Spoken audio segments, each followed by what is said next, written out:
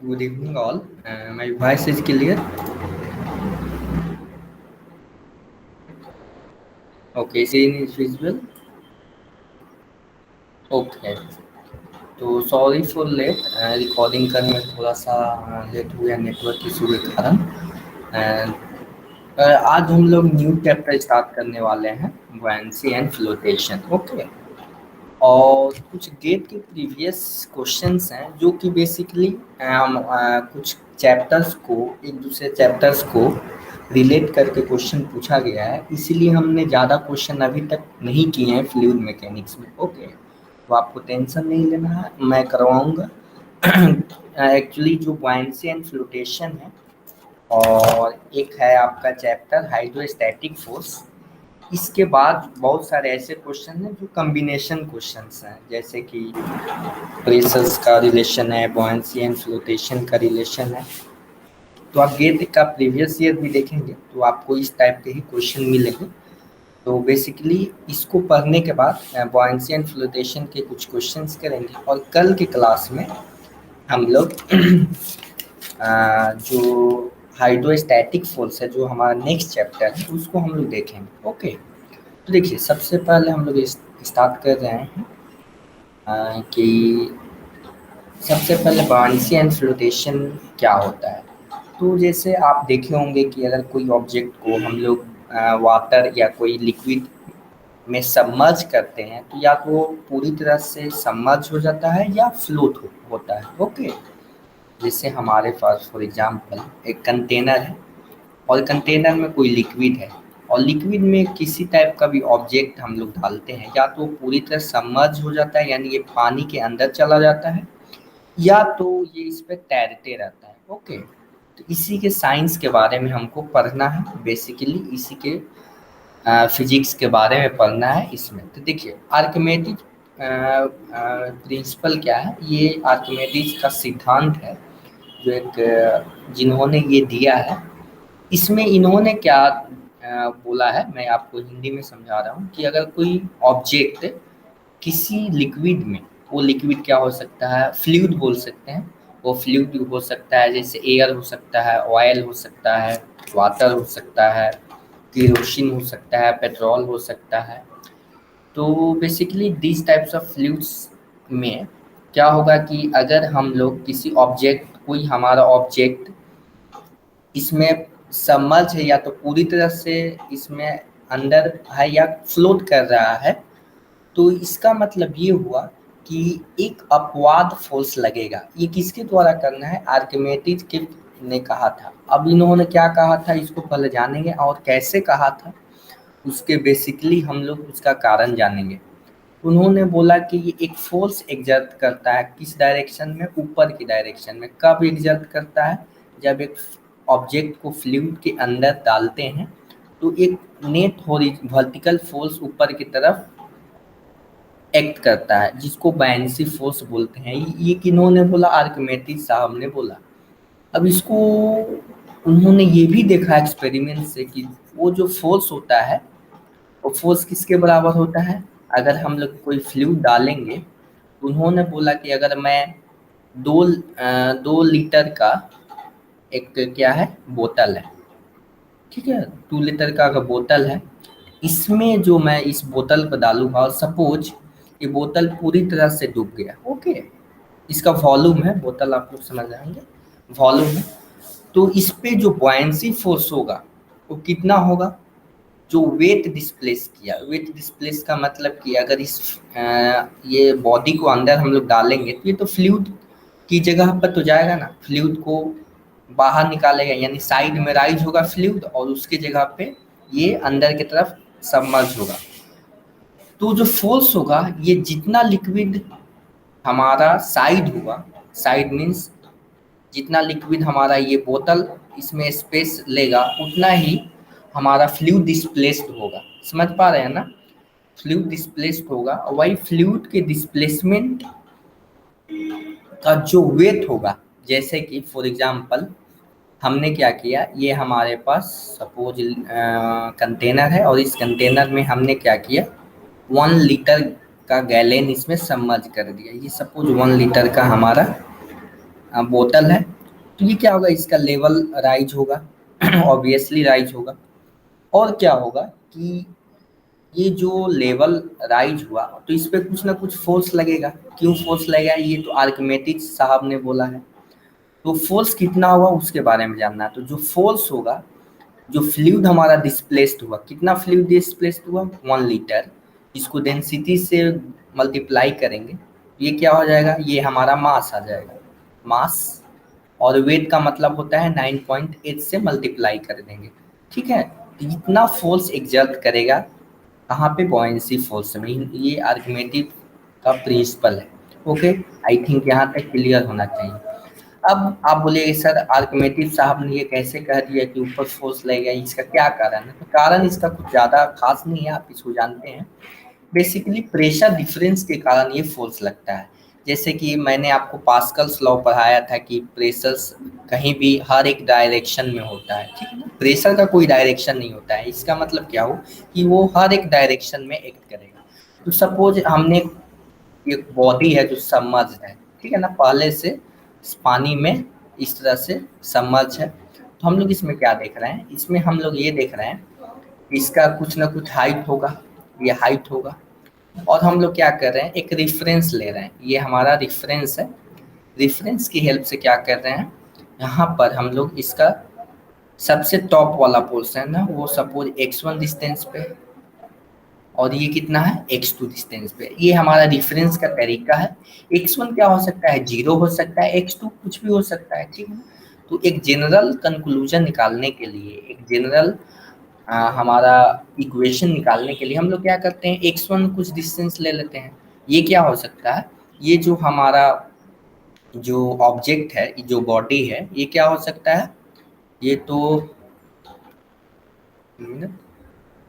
ये तो ऊपर भी तो हो सकता है। फॉर एग्जाम्पल दिस, अगर मैं इसको ऊपर रख दूं तो यहाँ पर भी तो हो सकता है ना। तो x1 क्या हो जाएगा, x1 उस केस में 0 हो जाएगा, समझ पा रहे हैं ना। तो देखिए इसका वॉल्यूम क्या होगा, वॉल्यूम का मतलब हो गया इसका, इतना वॉल्यूम कितना होगा। तो वॉल्यूम का फॉर्मूला है, सपोज इसका क्रॉस सेक्शनल एरिया है, बॉडी हमारा सिलेंड्रिकल बॉडी है सपोज, ओके। बॉडी हमारा सिलेंड्रिकल बॉडी है। तो हम लोग सिलेंड्रिकल बॉडी पे ही एनालाइज कर रहे हैं अपने बेनिफिट के लिए, कि ज़्यादा कैलकुलेशन कर पाऊँ, क्योंकि वो जितने भी कैलकुलेशंस होंगे वो बेसिकली हमको क्या पर्पस है, हमारा पर्पस है कि सब्जेक्ट को बहुत आसान से आसान बनाना। तो देखिए ये वॉल्यूम हो जाएगा, ठीक है ना, इसका हाइट इंटू वॉल्यूम, ठीक है। हाइट क्या हो जाएगा, x2 minus x1 into area, cross sectional area, this is cross sectional area. Okay, cylinder का जैसे आप लोग वॉल्यूम निकालते हैं उसी तरह से यह है, ओके। अब देखिए इसके बाद ये हमने क्यों निकाला वॉल्यूम की, ये तो बेसिकली वॉल्यूम हमने निकाल लिया। अब देखिए net vertical upward force exerted bye fluid on body, जिसको बायंसी फोर्स बोलते हैं। किन्होंने, आर्किमेटिस साहब ने ये बोला कि इसको बायंसी फोर्स बोलेंगे। तो इसको हम लोग डिराइव कर रहे हैं। देखिए प्रेशर हमने फोर्स निकाला, पहले यहाँ का प्रेशर पहले कैलकुलेट किया। यहाँ का प्रेशर क्या होगा, रो जी x2, और फोर्स कितना हो जाएगा, इसमें एरिया से मल्टीप्लाई कर देंगे तो फोर्स आ जाएगा। This is the force exerted by the fluid at x2 distance, okay. तो this is the force, and यहाँ का फोर्स क्या हो जाएगा, और यहाँ का फोर्स जो होगा ऊपर के डायरेक्शन में होगा। अब बोलिएगा सर ऊपर कैसे होगा, ये ये पास्कल लॉ है। पास्कल लॉ से आपको जब किसी भी ऑब्जेक्ट का फ्री बॉडी डायग्राम बनाते हैं तो उस पर हम लोग देखते हैं कि एग्जैक्टली कितना फोर्स लग रहा है, ठीक है, एग्जैक्टली कितना फोर्स लग रहा है। और यहाँ पे ये जो है कितना फोर्स लगेगा, रो जी x1 ए, ओके। तो दिस इज द डिफरेंस करेंगे, क्योंकि एक एक्स वाई डायरेक्शन में दोनों फोर्स हैं, तो नेट एक्चुअल फोर्स इस पे कितना लग रहा है ये हमको देखना है। तो नेट एक्चुअल फोर्स हमारा, this is the actual force, and जब इसको हम लोग कॉमन लेंगे तो area into F X two, ये क्या हो जाएगा, फ्लूइड डिस्प्लेस्ड। जब भी मैं वी एफ डी लिखूंगा तो फ्लूइड डिस्प्लेस्ड, ओके। तो यहाँ तक क्या हो जाएगा, इसीलिए जो हमारा फोर्स ऑफ बायंसी होगा वो किसके बराबर हो जाएगा, wait of fluid displaced, okay. तो यहाँ तक क्लियर है, बताइए। ये छोटा सा कंसेप्ट था यहाँ तक के लिए। ये एक्चुअली शायद 9th 10th में भी पढ़ना है, 11th 12th में भी ये बेसिकली पढ़ना है, इसमें ज़्यादा कुछ है नहीं। अब देखिए, जैसे कि फॉर एग्जांपल हम लोग कभी भी क्या करते हैं कि सपोज हमारे पास ये एक रेक्टेंगुलर सरफेस है, ठीक है ना, और इस रेक्टेंगुलर सरफेस पे बहुत सारे फोर्स लग रहे हैं, ठीक है। तो इसका रिजल्टेंट फोर्स तो कुछ ना कुछ होगा, मतलब ये जितने हैं तो इसके इक्विवेलेंट हम लोग सपोज एक रिजल्टेंट फोर्स हमने एग्जर्ट करा है। तो देखिए, ये सपोज फोर्स ए है, फोर्स बी है, फोर्स सी है, फोर्स डी है, फोर्स ई है, फोर्स एफ है। तो ये हर अलग अलग पॉइंट्स पे लग रहे हैं। ओके, दिस इज द अलग अलग पॉइंट्स पे आपके एग्जर्ट कर रहे हैं। अब हम चाहते हैं कि नहीं, इतना फोर्स ना लगाकर हम एक ऐसा फोर्स चाहते हैं कि इसका सेम इफेक्ट हमको इस पे दिखे। तो हमने क्या किया, एक रिजल्टेंट फोर्स लगाया जिसका मान कुछ भी होगा, इस सब के समेशन के बराबर होगा, और एक पॉइंट ऑफ एप्लीकेशन होगा, मतलब कहाँ पे लगाएंगे ताकि इसके जैसा ही हमारा इसका नेचर मिले। इसी को इक्विवेलेंट बोलते हैं, ठीक है ना। इक्विवेलेंट का शब्द आप केमिस्ट्री में भी सीखे होंगे या फिजिक्स में भी सीखे होंगे 12th में। और तो ये चीज़ें हैं। उसी तरह हम लोग एक कंसेप्ट पढ़ रहे हैं, सेंटर ऑफ बायनेंसी। देखिए, बायनेंसी फोर्स लगेगा, लेकिन लगेगा कहाँ, जैसे ग्रेविटेशनल फोर्स लगता है सेंट्रोइड पर, उसी तरह हम लोग देखते हैं कि बायनेंसी फोर्स किधर लगेगा। ओके, तो देखिए, point where buoyancy force X and this force will be X at the centroid of the displaced volume. जो हमारा डिस्प्लेस्ड वॉल्यूम होगा उसके सेंट्रोइड पे ये फोर्स लगेगा, ठीक है। और वो कितना डिस्प्लेस्ड हुआ वो तो ऑब्जेक्ट के साइज पे डिपेंड करेगा, कितना हमारा ऑब्जेक्ट उसमें सबमर्ज है, पार्शियली सबमर्ज है, आधा डूबा हुआ है, कुछ पोर्शन डूबा हुआ है, या 100% डूबा हुआ है, उस पर डिपेंड करेगा, ठीक है। उसको हम लोग बेसिकली देखेंगे आगे। अब देखिए, कोई होमोजीनियस बॉडी है, कंप्लीटली सबमर्ज है, मतलब फॉर एग्जांपल हमारे पास एक this is the this is the container, और इसमें एक बॉडी पूरी तरह सबमर्ज है। ओके, तो centre of gravity G and B क्या करेंगे, कंसाइज कर जाएंगे। मतलब कि जैसे कि अगर सपोज हमारे पास, देखिए, एक बॉडी का तो जी तो होगा ही, वो तो ऑब्वियस है, बॉडी का तो जी होना है, तय है। और एक सपोज हमारे पास, जैसे फॉर मैं आपको बता रहा हूँ, दिस इज अ कंटेनर, ये हमारे पास कंटेनर है और इसमें बहुत सारे लिक्विड फील हैं, ठीक है, इसमें लिक्विड है, इसमें लिक्विड है। और ये लिक्विड में अगर ये एक कंटेनर है, ओके, ये ऑब्जेक्ट है, suppose this is the object. इस ऑब्जेक्ट का तो अपना एक सेंटर ऑफ ग्रेविटी होगा ना, सपोज यहाँ पे कहीं सेंटर ऑफ ग्रेविटी होगा। और ये क्या हुआ, ये जो इतना पोर्शन जो अंदर की तरफ सबमर्ज हुआ है, इतना तो फ्लूइड डिस्प्लेस्ड होगा, होगा ना, फ्लूइड तो इतना ही ना डिस्प्लेस्ड होगा, this portion is displaced, fluid displaced. अब ये फ्लूइड का डिस्प्लेस्ड हुआ तो इसका सेंटर ऑफ बाउंसी कहाँ होगा, यहाँ होगा, क्योंकि वो किसका बॉयंसी है, ये बी किया है, centre of buoyancy of displaced liquid. और डिस्प्लेस्ड लिक्विड किसके बराबर होगा, इतना वॉल्यूम के बराबर होगा, क्लियर है ना। तो वही फोर्स यहाँ पे लगेगा, बॉडी पे ही तो फोर्स लगेगा, पानी को तो फोर्स नहीं लगेगा, वाटर को, बॉडी को फोर्स लगेगा। इस तरीके से आप समझ सकते हैं। अब देखिए, अब हमको क्या करना है, प्रिंसिपल ऑफ फ्लोटेशन, यहाँ तक क्लियर है ना। यहाँ तक centre of buoyancy and buoyancy force तो आपको क्लियर हुआ होगा। अब देखिए, एक आपको है प्रिंसिपल ऑफ फ्लोटेशन, कैसे कोई बॉडी फ्लोट करेगा, कैसे कोई बॉडी तैरेगा, उसके पीछे क्या सिद्धांत है, क्या साइंस है, उसको हमको देखना है। अब देखिए, एक बॉडी को तैरने के लिए क्या चाहिए कि जितना उसका वेट है, वेट जो है, और जो बॉयंसी फोर्स है, दोनों क्या हो जाए, बराबर हो जाए। समझ रहे हैं ना, आपको बात समझ में आ रही है। जैसे कि फॉर एग्जांपल हमारे पास एक cylindrical, this is the cylindrical, अब देखिए सिलेंड्रिकल बॉडी है, ओके, और ये वाटर में सबमर्ज है। और वाटर में सबमर्ज है, और यहाँ पे इसका जी है। ये किस, ये जो आप देख रहे हैं ये बॉडी का सेंटर है, ठीक है, बॉडी का सेंट्रोइड है, सेंटर ऑफ ग्रेविटी। और ये जो बी है ये क्या है आपका, ये आपका है सेंटर ऑफ बॉयंसी। जो बॉयंसी फोर्स लगा है, क्यों लग रहा है, क्योंकि पानी में डूबा हुआ है। क्यों जैसे ही पानी में डूब गया तो यहाँ पे प्रेशर डिफरेंस हुआ, प्रेशर डिफरेंस होने के कारण फोर्स, वो क्या कर रहा है, फोर्स लगा रहा है, ठीक है ना।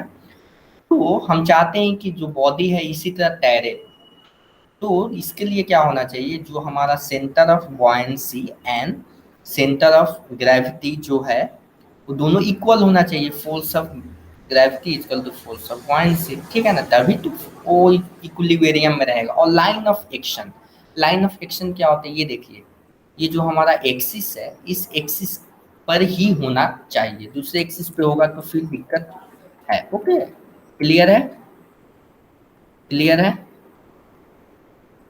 यहाँ तक बताइए क्लियर है, तो मैं आगे प्रोसीड करूँगा। और किसी टाइप का भी डाउट हो तो आप पूछ सकते हैं। देखिए मैं नोट्स भी आपके लिए तैयार कर देता हूँ कि ताकि अगर आपको लिखना हो तो लिख सकते हैं, मतलब क्लास के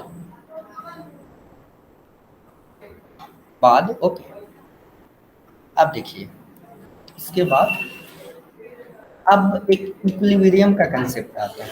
इक्विलिब्रियम क्या होता है कि जैसे कि अगर हमारा सपोज वाटर में ऑब्जेक्ट है, और ऑब्जेक्ट क्या हो सकता है, या तो स्टेबल हो सकता है, अनस्टेबल हो सकता है, या न्यूट्रल हो सकता है। जैसे कि फॉर एग्जांपल यहाँ पर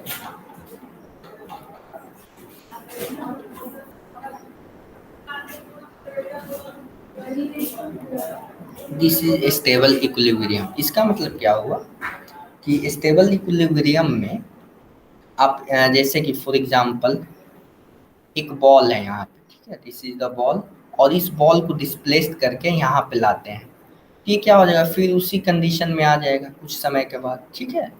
लेकिन एक हमारे पास एक दूसरा कर्वेचर है, यहाँ पे हमने थोड़ा सा इसको डिस्टर्ब किया तो ये क्या हो जाएगा, ये नीचे की तरफ ड्रॉप हो जाएगा, यानी ये इनिशियल पोजीशन को फाइंड नहीं करेगा। तो ये क्या हो जाएगा, स्टेबल इक्विलिब्रियम, ये क्या हो जाएगा, अनस्टेबल इक्विलिब्रियम। और न्यूट्रल इक्विलिब्रियम क्या हो जाएगा कि एक और ये प्लेन सरफेस है, और प्लेन सरफेस पे इसको हमने डिस्प्लेस किया तो फिर वही पोजीशन एक्वायर कर लेगा, ठीक है।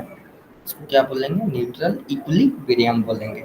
अब देखिए, अब देखिए, अब एक थोड़ा सा इसमें ये, इसमें बहुत सारे छोटे छोटे पॉइंट्स, ये सी के जो प्रीलिम्स क्वेश्चंस होते हैं इस पे बहुत सारे क्वेश्चंस बनेंगे, ये जो मैं आपको पढ़ा रहा हूँ।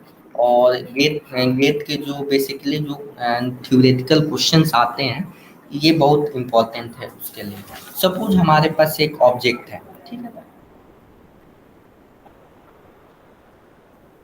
This is the object. ये ऑब्जेक्ट कोई जरूरी नहीं है कि ट्रायंगुलर हो, ट्रायंगुलर शेप का हो या ट्रापेजोइडल शेप का हो, ये मैंने बेसिकली ऐसे ही लाइन डायग्राम मैंने बनाया है।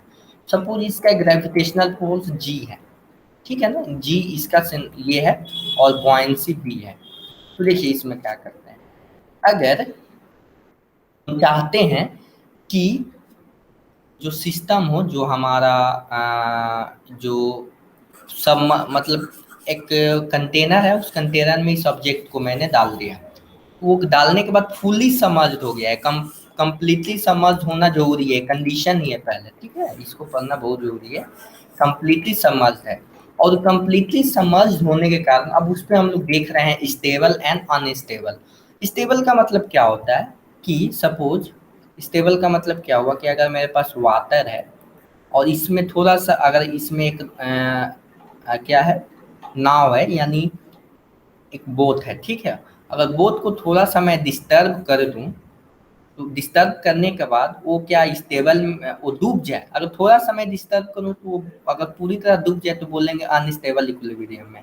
और डिस्टर्ब करने के बाद ऐसा लगे कि नहीं वो फिर थोड़ा सा डिस्टर्बेंस होने के बाद फिर इक्विलिब्रियम में आ जाए, मतलब फिर से पहले वाले अवस्था में आ जाए, तो उसको बोलते हैं क्या बोलते हैं हम लोग, स्टेबल इक्विलिब्रियम। तो जैसे कि ये फॉर एग्जांपल हमारे पास this is the object and इसका जी है आपका सपोज यहाँ पे, और बी है सेंटर ऑफ बुआंसी है ऊपर की तरफ। देखिए सेंटर ऑफ बुआंसी कहीं भी हो सकता है, उसके वो डिपेंड करेगा कि उसका ज्योमेट्रिकल क्या है, ज्योमेट्रिक डायमेंशन क्या है, कितना फ्लूइड डिस्प्लेस्ड हुआ है, कितना कैसा डेंसिटी है। ओके, तो अगर बुआंसी, जो बुआंसी फोर्स का पॉइंट ऑफ बुआंसी ऊपर की तरफ है, ऑब्जेक्ट के ऊपर में है, सपोज दिस इज हमारा ऑब्जेक्ट है और इसके ऊपर में है, इसको बोलेंगे कि स्टेबल इक्विलिब्रियम है और जी नीचे होना चाहिए। क्लियर है? तो बी ऊपर होना चाहिए, बी पहले आता है ना, इस तरह से आप याद कर सकते हैं, बी के बाद जी आता है। ओके, बी के बाद जी आता है, तो बी ऊपर रहना चाहिए और जी नीचे रहना चाहिए। अगर एक ऐसा केस हो जाए कि बी नीचे हो जाए और जी ऊपर हो जाए, देख आप इस तरह इस केस से समझ सकते हैं कि ये क्या करेगा, ये इस तरीके से एक कपल बनाएगा, ठीक है, जो कि जो कि स्टेबल स्टेबल इक्विलिब्रियम को प्रोसीड कर रहा है, लेकिन ये जी क्या हो जाएगा, इसको डुबाने की कोशिश कर रहा है। ठीक है, इस तरीके से समझ पा रहे हैं ना, समझ पा रहे हैं ना, क्लियर है? तो इस तरीके से आप समझ सकते हैं। अब देखिए B is the above the centre of gravity and centre of buoyancy is below the centre of gravity. ये कंडीशन आपको याद रखना है। चलिए इसके बाद एक पॉइंट है, completely submerged body will be in neutral equilibrium when center of gravity and center of buoyancy coincide। देखिए न्यूट्रल इक्विलिब्रियम किसको बोलेंगे, जब सेंटर ऑफ बुआंसी और सेंटर ऑफ ग्रेविटी कॉन्साइड कर जाए। क्लियर है ना, ये तो कॉमन सी सेंस की बात है। तो यहाँ यहाँ तक आई थिंक क्लियर होना चाहिए। यहाँ तक क्लियर है तो बताइए, मैं आगे प्रोसीड करूँगा। यहाँ तक कोई डाउट है तो बोलिए। अभी स्टूडेंट्स हैं, बताइए।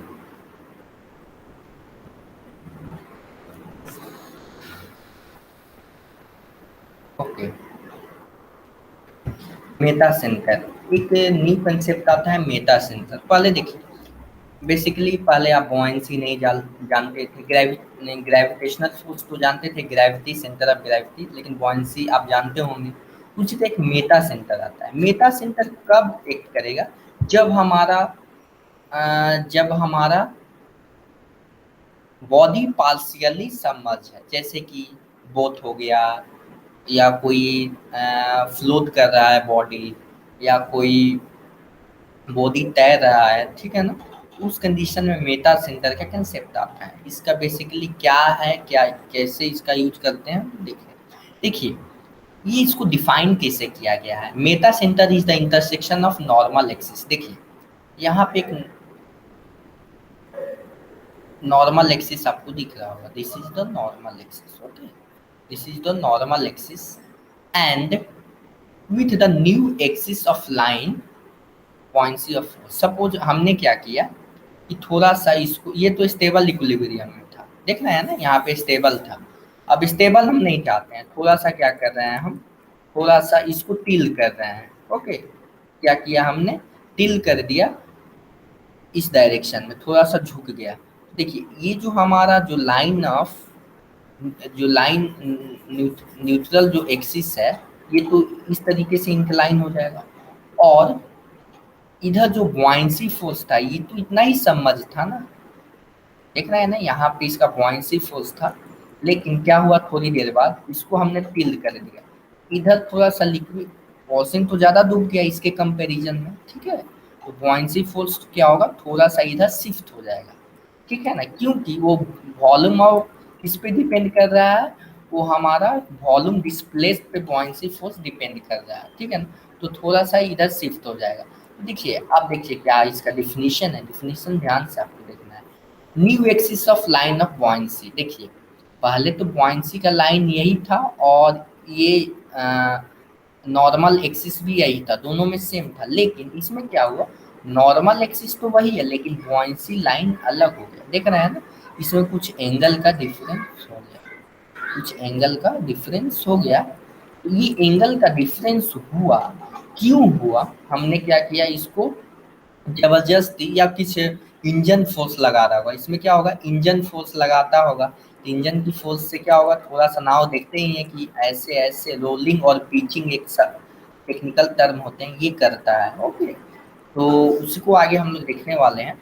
बेसिकली ये जो होगा, point of intersection of new buoyancy force line and normal axis is called Meta centre. Meta centre आपको समझ में आया? मेटा सेंटर किसको बोलते हैं? क्लियर है? अब देखिए, ये बेसिकली क्या होता है, इसको ऐसे हम लोग कंपेयर कर सकते हैं। किस तरीके से? जैसे कि एक पेंडुलम है हमारा, और एक पेंडुलम एक किसी एक्सिस के अबाउट ऑक्सीलेट करता है ना, इस तरीके से ऑक्सीलेट करता है। उसी तरह एक ये हाइपोथेटिकल इमेजिनरी एक हिंज पॉइंट बन गया थोड़ी देर के लिए, ठीक है ना, थोड़ी देर के लिए हिंज पॉइंट बन गया, और इसके अबाउट ये क्या करेगा, नाव जो है ना ऑक्सीलेट करेगा। देखते होंगे ऐसे ही करता है। क्लियर है? तो मेटा सेंटर बेसिकली एक, ये फ्लूइड के लिए न्यू टर्म है, लेकिन आप इससे बेसिकली आप इसको जानते होंगे। जैसे पेंडुलम वर्क करता है ना, उसी तरह ये नाव भी और शिप भी क्या करेगा, ऑक्सीलेट करेगा। क्लियर है? इसके बाद अब देखिए, अब देखिए, इंटरसेक्शन तो कहीं भी हो सकता है। सपोज इस केस में देख रहे हैं, इस केस में जी के ऊपर हो रहा है, ठीक है, लेकिन इस केस में देख रहे हैं ना, देख रहे हैं ना, जी के नीचे हो जा रहा है। तो ऐसा जो वो बायनसी फोर्स किस पे डिपेंड करेगा, हमारा अब यही देखिए, नाव जो है, ये जो शिप जो है, ज्यादा टिल्ट हो जाए, ज्यादा टिल्ट होता है तो डूबेगा ही ना। ज्यादा हल्का टिल्ट कीजिएगा तो कोई दिक्कत नहीं है, ज्यादा टिल्ट कर दीजिएगा तो डूब जाएगा। डूबने का क्या कारण है? डूबने का कारण ये है कि मेटा सेंटर ऊपर आना चाहिए, जो वो नीचे आ गया है। किसके नीचे? जी के नीचे। देखिए इस केस में जी के नीचे आया है, इसीलिए क्या हो जाएगा, नाव डूब जाएगा। ओके, क्लियर है? आई थिंक ये क्लियर होना चाहिए। क्लियर है? तो मैं आगे बढ़ूंगा। अब देखिए, एक टर्म है the metacentric height. Metacentric height किसको बोलते हैं? मेटासेंट्रिक हाइट जी और एम को बोलते हैं, ठीक है। मतलब जी ग्रेविटेशनल सेंटर ऑफ ग्रेविटी, और जो एम है इसके बीच का हम लोग क्या बोलते हैं, मेटा सेंटर बोला जाता है। इसके बाद स्टेबल इक्विलिब्रियम को क्या बोल रहे हैं, जीएम पॉजिटिव होना चाहिए। पॉजिटिव का क्या मतलब है? सपोज ये हमारा रिफरेंस लाइन है, ठीक है, इसके ऊपर जाएंगे तो पॉजिटिव होगा, इसके नीचे जाएंगे तो निगेटिव होगा। क्लियर है? तो अगर मान लीजिए कैलकुलेशन कर रहे हैं, तो मैथमेटिक्स तो क्या करेगा, मैथमेटिक्स अगर सॉल्व कर रहे हैं, जब आप इस इक्वेशन को, मैं इक्वेशन दूंगा और इसको सॉल्व करेंगे, तो मैथमेटिक्स तो आपको ये नहीं ना बोलेगा कि नहीं नहीं ये तो निगेटिव डायरेक्शन में जा रहा है, वो बोलेगा माइनस सिर्फ साइन ला देगा। अगर आप मैथमेटिक्स की हेल्प ले रहे हैं, तो बोलेगा कि डायरेक्शन अपोजिट है, तो वो तो मैथमेटिक्स आपको माइनस के साथ ना देगा, वो तो आपको बोलेगा नहीं कि निगेटिव है भाई। तो इसको ये निगेटिव साइन आ जाता है, तो इसको मतलब बोलेंगे कि अनस्टेबल इक्विलिब्रियम में है। और जीएम जब जीरो हो जाएगा तो बोलेंगे कि हमारा कि न्यूट्रल इक्विलिब्रियम में है। क्लियर है? यहाँ तक क्लियर होना चाहिए। अब देखिए, यहाँ तक कोई डाउट है तो बोलिए। इसके बाद थोड़ा सा और कंसेप्ट है, इसके बाद हम लोग न्यूमेरिकल करने वाले हैं। संसिल आपको समझ में आ रही है बात? ऋषिकेश पाटिल?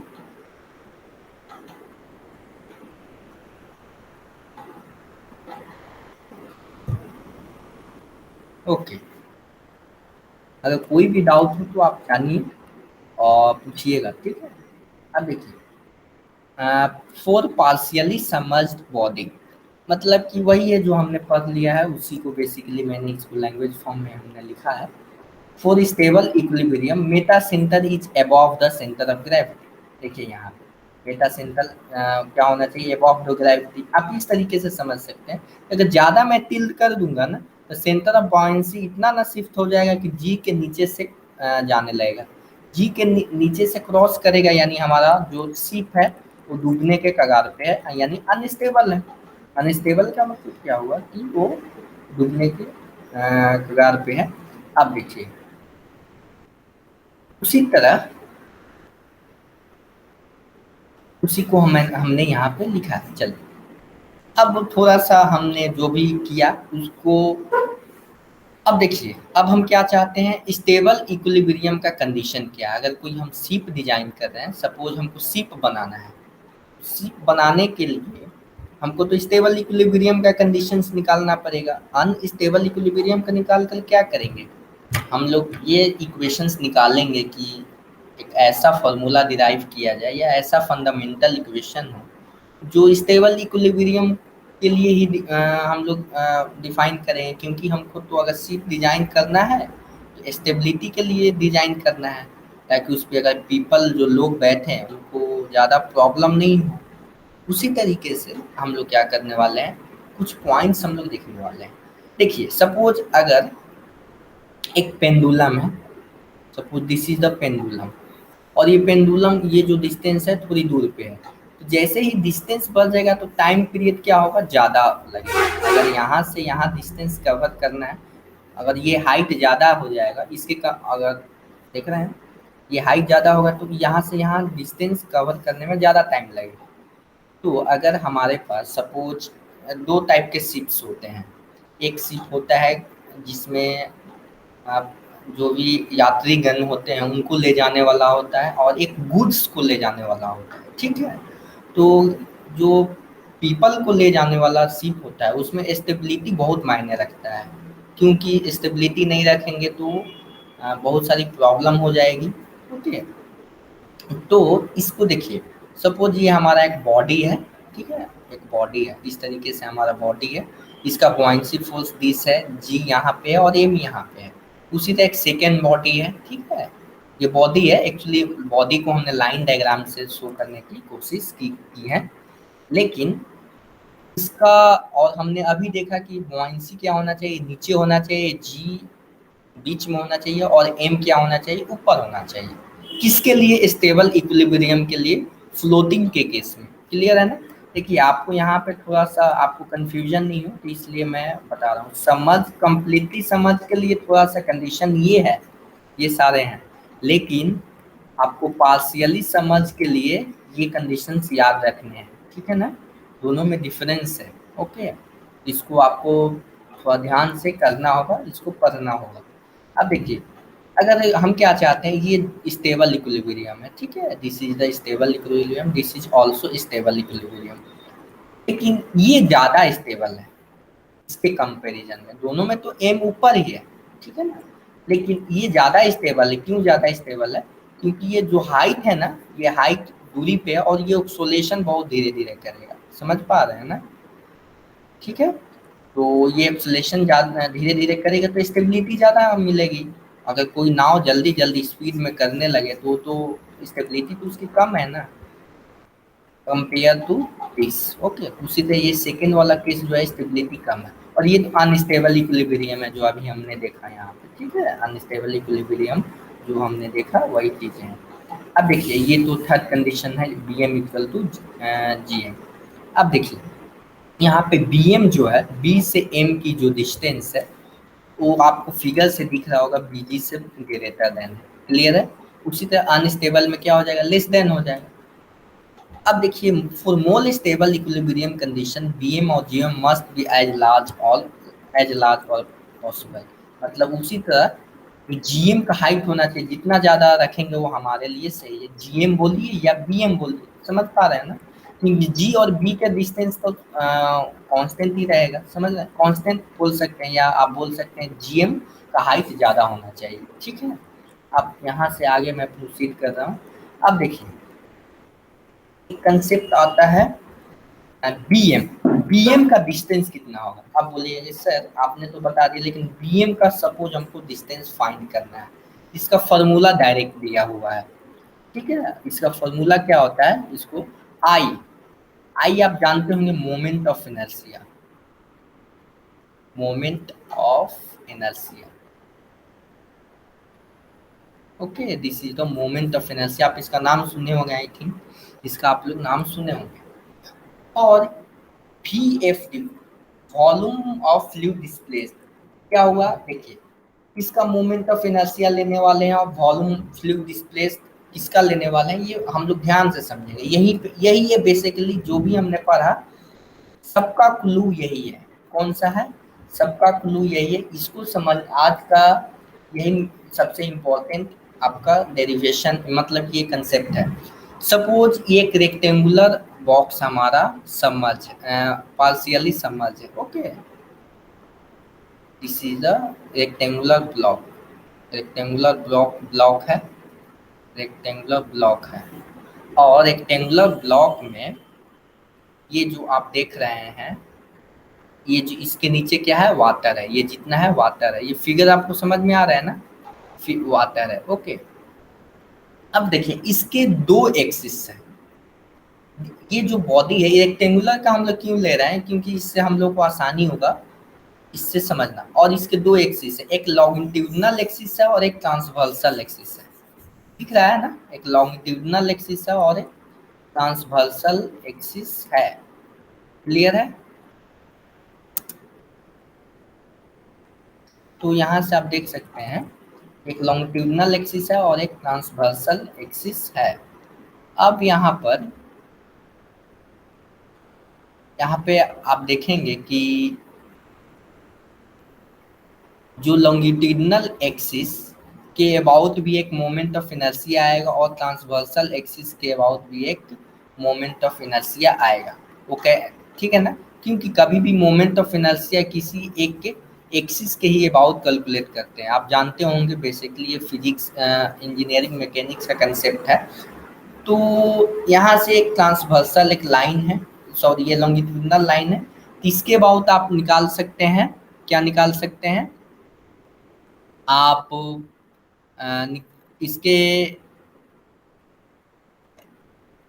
इस एक्सिस के अबाउट एल एक्सिस के अबाउट हम लोग मोमेंट ऑफ इनर्शिया निकाल सकते हैं। तो इसका होता है फॉर्मूला L/BQ/12। अब ये आप मेरे से नहीं पूछिए कैसे आया, ये बेसिकली आपका 12th का और बोल सकते हैं इंजीनियरिंग मैकेनिक्स का कंसेप्ट है। और एक ट्रांसवर्सल एक्सिस के अबाउट लेंगे तो क्या हो जाएगा, ट्रांसवर्सल एक्सिस के अबाउट BLQ/12, ओके। अब देखिए अगर L का वैल्यू सपोज 5 है और B का वैल्यू 2 है, आप ऐसे समझ सकते हैं तो इन दोनों में कौन बड़ा हो। इन दोनों में आप इसको देखेंगे, आप न्यूमेरिकल वैल्यू भी देख सकते हैं। तो moment of inertia of transversal is greater then moment of inertia of longitudinal. Clear है? क्लियर है? अब देखिए ये भाई साहब बोल रहे हैं कि BM should be greater, BM क्या होना चाहिए, शुड बी ग्रेटर। इसको ग्रेटर रखना है, ग्रेटर रखना है ना, इसको हाईएस्ट रखना है, क्योंकि पहले ही कंडीशन आ गया है स्टेबल इक्विलिब्रियम के लिए। तो हाईएस्ट का मतलब आई मेरे को ज्यादा चाहिए। क्लियर है? आई मेरे को ज्यादा चाहिए, तो ये तो ज्यादा है ही, ठीक है, ज्यादा है ही। लेकिन अब अगर आप एक सपोज आप एक ओशियन में गए हैं, सी में हैं आप, ठीक है, सी में है और सी में आपका सपोज एक रेक्टेंगुलर शिप है, सपोज रेक्टेंगुलर इस टाइप का शिप है।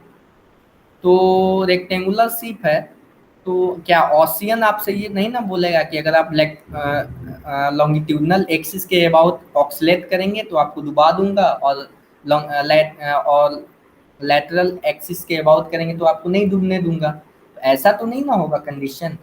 तो उस कंडीशन में क्या करेंगे कि हम लोग लीस्ट मोमेंट ऑफ इनर्शिया, मतलब हम तो अपना रिस्क नहीं ना लेंगे। ये तो इक्वेशन के माध्यम से बोल रहा है कि नहीं, जो हमारा ट्रांसवर्सल जो मोमेंट ऑफ इनर्शिया है वो ज़्यादा है। तो ज़्यादा है तो अच्छी बात है हमारे लिए, मतलब ज़्यादा है तो सही है। लेकिन हम लोग इसके लिए डिजाइन करेंगे मोमेंट ऑफ इनर्शिया ऑफ जो हमारा ये जो लैटरल है, जो लॉन्गिट्यूडनल है, लॉन्गिट्यूडनल ये जो एक्सिस है, इसके अबाउट हम लोग डिजाइन करेंगे और उसी के अबाउट डिजाइन करेंगे। क्योंकि अगर इसको हमने डिजाइन कर लिया ना, ये ऑटोमेटिकली डिजाइन हो जाएगा, क्योंकि ये ऑटोमेटिकली यहाँ पे इसका इक्वेशन वेरीफाइड है। इसीलिए हम लोग क्या करते हैं, कोई भी सिस्टम डिजाइन करते हैं तो सबसे बेकार कंडीशन लेकर करते हैं। अगर आप कोई भी स्टूडेंट है तो वो क्या सोचेगा एग्जामिनेशन के बारे में कि मेरा सबसे खराब स्थिति क्या हो सकता है, तो उसके कंपेयर उसी के बेसिस पे वो अपना तैयारी करेगा या अपना जो प्लानिंग बनाएगा, उसी तरह हम लोगों को डिजाइन के पर्पस में सबसे खराब स्थिति को सोचना चाहिए कि वर्स्ट केस क्या हो सकता है, ठीक है ना, सबसे खराब कंडीशन क्या हो सकता है। इसलिए हम लोग क्या करेंगे कि लैटरल, सॉरी ये लॉन्गिट्यूडनल है ना, ये लॉन्गिट्यूडनल है। इस लॉन्गि एल एल का मतलब हो गया कि लॉन्गिट्यूडनल, ओके, एल एल का मतलब हो गया लॉन्गिट्यूडनल एक्सिस, और टी का हो गया ट्रांसवर्सल एक्सिस, ओके, ट्रांसवर्सल बोलते हैं या लैटरल भी बोलते हैं उसको, ठीक है। तो इसको ट्रांसवर्सल से आप लोग ध्यान रखिए। तो ये दो कंडीशंस हैं, लेकिन हमको किस पे डिजाइन करना है, लेस पे करना है, आई एल एल पे, क्लियर है। तो कभी भी आई एल एल पे करेंगे। इसी पॉइंट को हमने लिखा है, for from design point of view B M is calculated that B M about longitudinal axis is calculated, okay. तो बी एम उसके करना चाहिए ताकि हम लोग लीस्ट मोमेंट ऑफ इनर्शिया के अबाउट हम लोग कैलकुलेट कर सके। यहाँ तक आई थिंक क्लियर होना चाहिए, ओके। तो यहाँ तक क्लियर है, बताइए।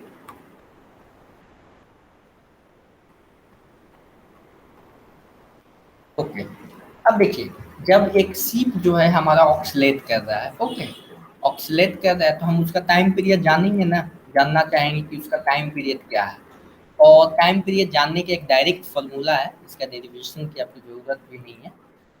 तो इसका डायरेक्ट फार्मूला है 2 पाई अंडर के जी स्क्वायर बाई जी, जी है जो जी का वैल्यू 9.81 होता है, जी एम, जी एम जो है हमारा जी से एम के डिस्टेंस है, ओके। अब देखिए, जी एम जितना ज़्यादा होगा टाइम पीरियड उतना कम होगा, यहाँ से भी आपको दिख रहा है, और हम लोग यही चाहते भी हैं, ठीक है, हम लोग यही चाहते भी हैं कि टाइम पीरियड कम हो, ज़्यादा लेट से ऑक्सीलेट करे, धीरे धीरे ऑक्सीलेट करे। और जो केजी होना चाहिए, केजी दिख रहा है ना, डायरेक्टली प्रोपोर्शनल में है, डायरेक्ट केजी जो होना चाहिए लीस्ट होना चाहिए, ठीक है ना, लीस्ट रेडियस ऑफ डायरेक्शन, और इसका वैल्यू होता है I by area, okay, this is the area, cross sectional area. तो क्रॉस सेक्शनल एरिया तो बोथ के लिए सेम होगा, तो यहाँ से बोथ इक्वेशंस में जो आई का जो लीस्ट वैल्यू होगा, किसका लीस्ट होगा, आई एल एल के अबाउट, उसको यहाँ पे पुट करेंगे और हमारा लीस्ट वैल्यू आना चाहिए, क्योंकि के आप देख रहे हैं, के तो के आप क्या कह सकते हैं, के जो होगा कि लीस्ट रेडियस ऑफ गायरेशन होना चाहिए, ठीक है। तो इसको आपको ध्यान में रखना होगा, क्लियर है, आई थिंक यहाँ तक क्लियर होना चाहिए।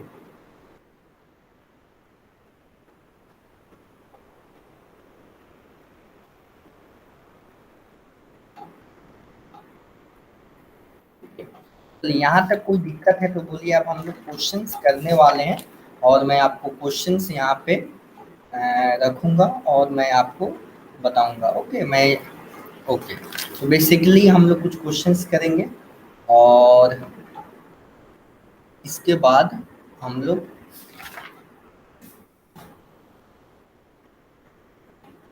क्वेश्चंस करने वाले हैं, जैसे कि सपोज हमारे पास, मैं एक क्वेश्चन लिखता हूँ, a plastic ball with a steel ball floating in water containing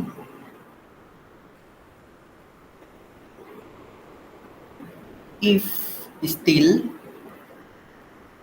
ball is thrown in water container, then what will happen। मैं आपको क्वेश्चन समझाने की कोशिश कर रहा हूँ, पेशेंस रखिएगा। द लेवल ऑफ वाटर, ये तो मैंने लैंग्वेज में लिख दिया है, लेकिन मैं आपको समझा रहा हूँ, मैं फिगर बना के समझा रहा हूँ। देखिए, हमारे पास 2 कंटेनर्स हैं और दोनों कंटेनर सेम ही हैं, मतलब एक ही कंटेनर है, इसको बारी बारी से 2 समय पे देख रहे हैं, समझ आ रहा है ना, एक ही कंटेनर है लेकिन इसको दो समय पे बारी बारी से हम लोग देख रहे हैं। और इसमें क्या है, इनिशियली वाटर है। Okay, initially water. और इसमें हमने क्या किया, हमने एक, this is the plastic boat, मतलब प्लास्टिक बोट है, प्लास्टिक बोट। और इसमें एक स्टील बॉल रख दिया, रखते थे ना पहले, ये मतलब स्टील बॉल रख दिया।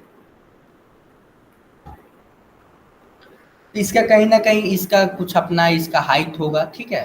अब हम क्या कर रहे हैं, अब हम यह कर रहे हैं कि आ, उस सारे चीज को उसी तरह रख रहे हैं। और ये प्लास्टिक बोट को भी ऐसे ही, प्लास्टिक बोट को भी, ये प्लास्टिक बोट है हमारा।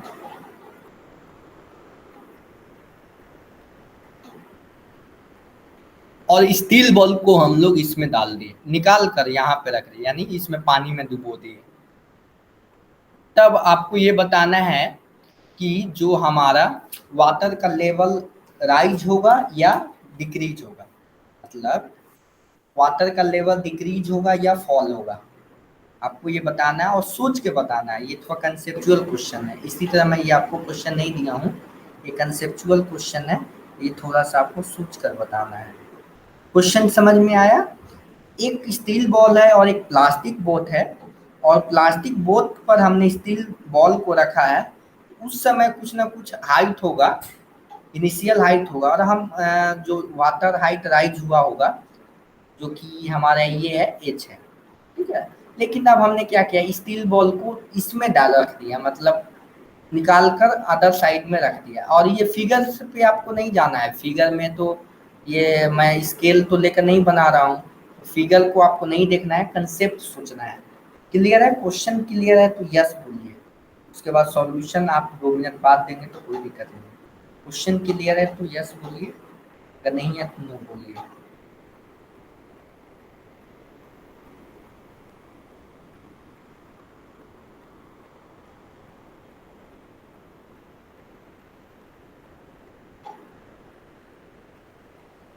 क्वेश्चन क्लियर है?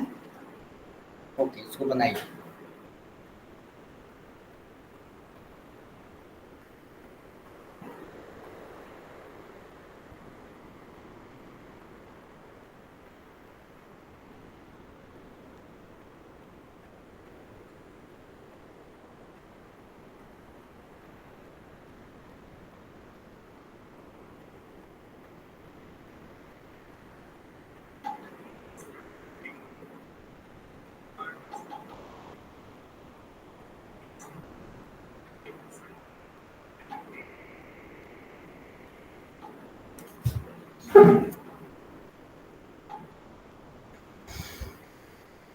ओके, मैं क्वेश्चन को एक्सप्लेन कर देता हूँ।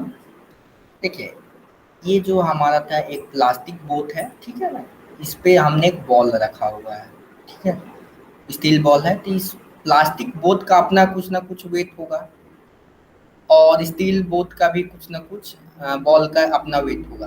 तो दोनों के कारण कुछ ना कुछ ये तो अंदर जा रहा होगा ना, नीचे की तरफ ये अपने वेट के कारण जा रहा होगा, और इस पे एक बुआइंसी फोर्स लग रहा होगा। लेकिन सेकंड केस में हमने क्या किया, उस बॉल को अंदर सबमर्ज कर दिया। और ये स्टील बॉल क्यों सबमर्ज हो गया, क्योंकि ग्रेविटेशनल फोर्स ज़्यादा होगा बॉल के केस में, लोहा का बॉल होगा स्टील बॉल, तो इस केस में क्या है, ग्रेविटेशनल फोर्स ज़्यादा है, तो ये नीचे की तरफ चला गया। तो इसके कारण भी तो बॉल कहीं ना कहीं राइज हुआ होगा। और प्लास्टिक बोट का भी कुछ ना कुछ अपना इसका वेट होगा। तो हमको देखना है, सपोज कि अगर ये हाइट पहले एच हाइट था, सपोज ये 3 मीटर हाइट है, तो अब कितना हुआ होगा, अब 3 मीटर से ज्यादा हुआ होगा या कम हुआ होगा, आपको ज्यादा या कम बताना है बस। ओके, ज्यादा या कम बताना है, यही आपको बताना है। राइज हुआ होगा या फॉल हुआ होगा वाटर का लेवल। क्लियर हुआ कुणाल?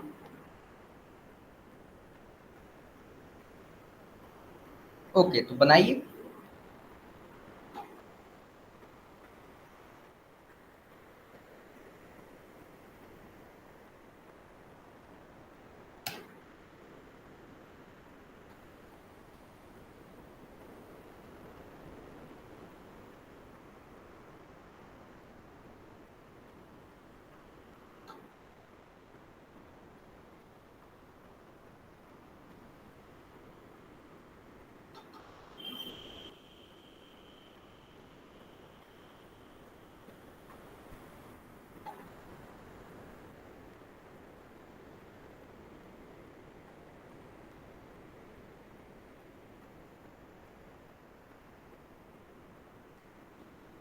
आपको बताना है कि लिक्विड का जो है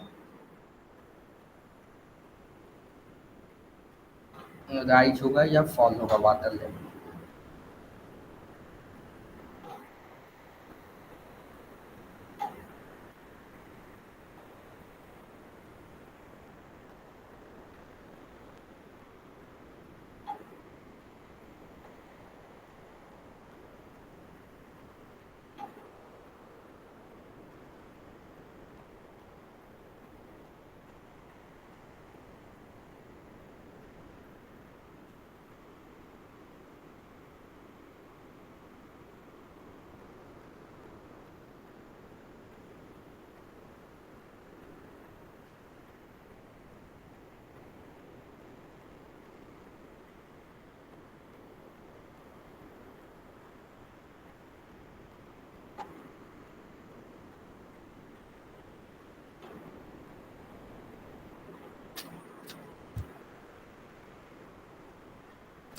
okay, decrease, increase, increase.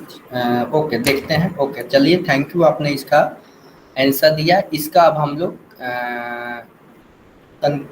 Conclude करते हैं कैसे क्या होगा थोड़ा सा। देखिए, ये कंटेनर है, ठीक है, और कंटेनर में क्या है हमारा वाटर। आप अपना अपना कमेंट याद रखिएगा और जैसे ही आंसर आएगा अपना लाइट कीजिए। और ये स्टील, ये आपका प्लास्टिक बोट है, प्लास्टिक बोट, और इसमें स्टील बॉल है। तो केस वन ये हमारा, ये फर्स्ट केस ये हो गया। इसको एनालाइज कर रहे हैं पहले। तो क्या होगा, जो इसका इक्विलिब्रियम में होगा, इसका स्टील का वेट और प्लास्टिक का वेट दोनों का समेशन किसके बराबर हो जाएगा, बुआयंसी फोर्स के बराबर हो जाएगा। ये तो आप समझ ही पा रहे होंगे। जैसे कि वेट ऑफ बॉडी, बॉडी में क्या क्या आ गया, स्टील बॉल बॉल आ गया, आ, और आपका प्लास्टिक बोट आ गया। तो मास ऑफ बॉडी हो जाएगा, mass of body, mass of body means क्या हो जाएगा, दोनों का स्टील बॉल, मैं आगे लिख रहा हूँ। और क्या हो जाएगा, volume of fluid displaced. Buoyancy force क्या होता है, बेसिकली ये बुआयंसी फोर्स है। ओके, तो वॉल्यूम ऑफ फ्लूइड डिस्प्लेस्ड, ये बोथ के कारण, इस ये दबाव के कारण कहीं ना कहीं फ्लूइड डिस्प्लेस्ड हुआ होगा। तो उसका फ्लूइड का डेंसिटी रो एफ मैंने मान लिया, ठीक है ना, डेंसिटी ऑफ फ्लूइड। और जी तो रहता ही है, और वॉल्यूम ऑफ फ्लूइड डिस्प्लेस्ड। ये केस वन के लिए मैं वन सब्सक्रिप्ट यूज कर रहा हूं। और मास ऑफ बॉडी क्या हो जाएगा, mass of steel plus mass of plastic boat, plastic boat equal to rho F into V F D one. This is the first case. इसको ऐसे ही रहने देंगे, ठीक है, इसको एनालाइज करेंगे हम लोग, इसको ऐसे ही रहने देंगे, ठीक है, इसको ऐसे ही रहने हम लोग देंगे। इसके बाद case two,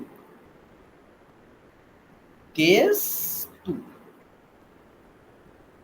case case two, case two में क्या है, देखिए केस टू में हमने क्या किया कि इस बोट को यहीं पे रहने दिया, ठीक है, बोट को यहीं पे रहने दिया, और स्टील बॉल को नीचे हमने डाल दिया। और स्टील बॉल क्यों नीचे आ गया, क्योंकि इसका बॉयंसी फोर्स इसके ग्रेविटेशनल फोर्स से कम है।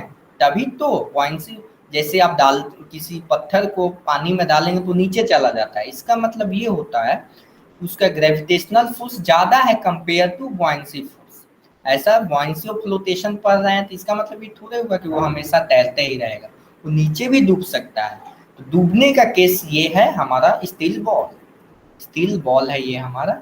अब देखिए, तो जो हमारा ये जो प्लास्टिक बोट है, प्लास्टिक बोट तो ऐसे ही तैर रहा है। तो weight of plastic boat equal to weight of fluid displaced. समझ पा रहे हैं ना, इसके कारण जो फ्लूइड डिस्प्लेस्ड हुआ बोट के कारण, उस पर बेसिकली अभी ध्यान दे रहे हैं। उसके बाद हम लोग आगे देख रहे हैं, mass of plastic boat into G equal to rho F G volume of fluid displaced due to plastic boat. देखिए, इस प्लास्टिक बोट के कारण भी फ्लूइड डिस्प्लेस्ड हुआ होगा और स्टील बोट के भी कारण हुआ होगा, लेकिन अभी हम लोग प्लास्टिक बोट पे फोकस कर रहे हैं। जी जी कैंसल हो जाएगा और यहाँ से हो जाएगा mass of plastic boat equal to rho F. इसको ध्यान से समझिएगा, ये कंसेप्चुअल क्वेश्चन है और इंटरव्यू पॉइंट से भी ये बहुत अच्छा क्वेश्चन है। अब देखिए इसको क्या करेंगे। अब ये इक्वेशन 2 मान लीजिए। अब देखिए जो स्टील बॉल है, स्टील बॉल में क्या होगा, स्टील बॉल में ये हुआ होगा कि buoyancy force of steel ball less than gravitational force, तभी ना हुआ होगा। उसमें तो ऐसे डायरेक्ट तो नहीं ना हुआ होगा, क्योंकि वो डूब चुका है। तो डूब चुका है इसका मतलब क्या हुआ, weight of steel ball greater than, किसके ग्रेटर देन है, सबमर्ज्ड बुआयंसी फोर्स से ज्यादा होगा, तभी तो डूबा होगा ना। अब इसको क्या लिख रहे हैं, mass of submerged body into g greater than density of fluid into g into volume of किसका, volume of steel ball, volume of fluid displaced by steel ball. तो ये हमारा इसको सेकेंड इक्वेशन मानिए, इसको थर्ड मानिए, और this is the first equation. Okay, तो यहाँ तक कोई दिक्कत है तो बोलिए, यहाँ तक तो कोई दिक्कत नहीं होना चाहिए। अब हम लोग क्या कर रहे हैं कि जो हमारा फ्लूइड डिस्प्लेस्ड हुआ होगा किसके कारण, ये स्टील बोट बॉल के कारण और स्टील और बोट के कारण, ये दोनों का समेशन करेंगे। क्यों करेंगे, टोटल तो जानेंगे ना कितना फ्लूइड हमारा एक्चुअली में राइड किया। इसको जानने के लिए दोनों को ऐड करेंगे, किसका ऐड करेंगे, वॉल्यूम को ऐड करेंगे। Volume of fluid displaced in second case equal to volume of fluid displaced due to plastic boat plus volume of fluid displaced due to steel ball. यहाँ तक समझ आया कि नहीं आया बताइए, ये इक्वेशन समझ आया कि नहीं आया, आप कमेंट बॉक्स में इसका आंसर दीजिए। आया। अब इसको देखिए, अब इक्वेशन 2 एंड 3 को ऐड करते हैं। इक्वेशन है तो बेसिकली हम लोग ऐड कर सकते हैं, ठीक है ना। ये जी जी कैंसिल कर दीजिए, तो क्या हो जाएगा यहाँ पे, जी जी कैंसिल कर तो mass of steel boat plus mass of plastic boat. देखिए mass of steel plastic boat and mass of steel ball equal to greater than हो जाएगा। क्यों ग्रेटर देन हो जाएगा, देखिए इधर इक्वल टू है और ये ग्रेटर देन है, समझ पा रहे हैं ना। तो ग्रेटर देन रो एफ, और इसमें से क्या करेंगे, volume of fluid displaced due to plastic ball plus volume of fluid displaced due to steel boat. ठीक है, ये क्लियर हुआ, ये क्लियर हुआ। इसको क्या किया हमने, यहाँ से रो एफ को और रो एफ को कॉमन ले लिया और डायरेक्ट यहाँ पे लिख दिया। अब यहाँ से देख पा रहे होंगे कि देख रहे हैं ना यहाँ पे, दिस इज एक, इसको स्टार इक्वेशन मैंने दे दिया। इस इक्वेशन को देखिए और इस इक्वेशन को देखिए। तो फर्स्ट केस में क्या हो रहा है, फर्स्ट केस में यहाँ पर मास दोनों साइड में सेम है, मास तो सेम ही है, लेकिन इसका मतलब ये हुआ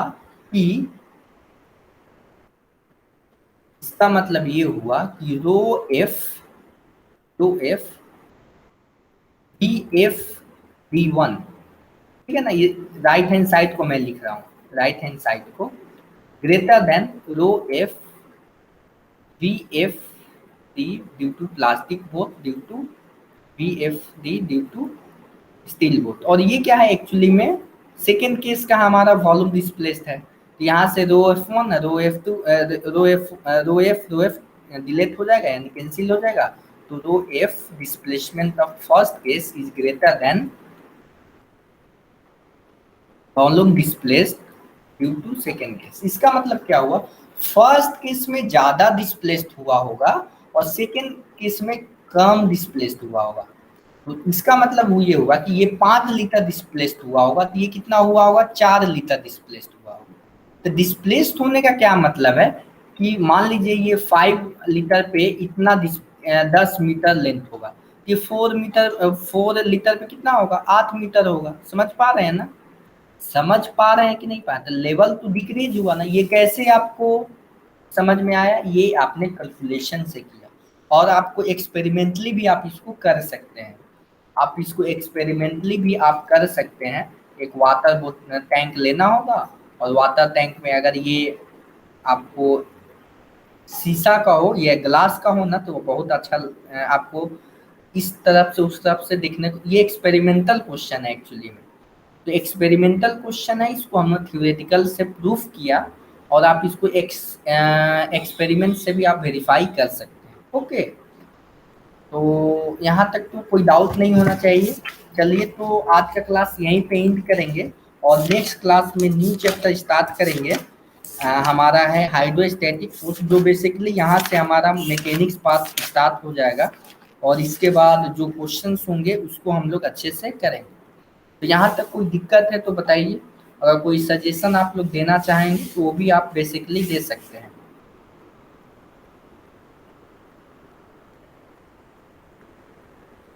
चलिए, कोई दिक्कत तो नहीं है, तो चलिए आज का क्लास यहीं पे एंड करते हैं।